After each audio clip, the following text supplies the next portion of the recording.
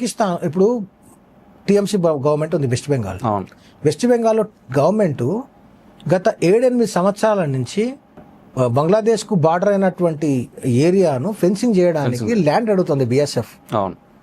సరే, ఇస్తలేరట వాళ్ళు. నోటీసులు ఇచ్చి రిమైండర్లు ఇచ్చి కంపెన్సేషన్ ఆఫర్ చేసి ఆల్టర్నేటివ్ ల్యాండ్స్ ఆఫర్ చేసి నా పడి ఇవ్వకపోయేసరికి లాస్ట్కి సుప్రీంకోర్టుకు పోతే సుప్రీంకోర్టు అడిగిన ప్రశ్నకు వాళ్ళ సమాధానం లేదు. What is making you not to allot the land అని ఆన్సర్ లేకపోయేసరికి వాళ్ళకు ఇబ్బందికర పరిస్థితుల్లో ఉన్నారు. ఇక్కడ ఎస్ఆర్ స్టార్ట్ అయింది. ఇక్కడ ఒకసారి నువ్వు ఫెన్సింగ్ చేసినావంటే ఇన్ఫిల్ట్రేషన్ అయిపోతుంది. 99% ఆపచ్చు కదా. ఎస్ఐఆర్ చేయడం వల్ల ఉన్నోళ్ళు పోతున్నారు.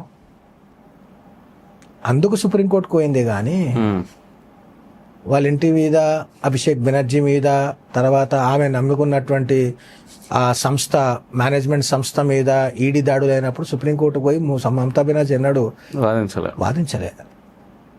అది ఇల్లీగల్స్ని కాపాడే ప్రయత్నం, లీగల్స్ని కాదు. ఆమె కోర్టు వేసుకొని సుప్రీంకోర్టుకు పోయింది కేవలం ఇల్లీగల్స్ని కాపాడడానికే, లీగల్స్ని కాదు.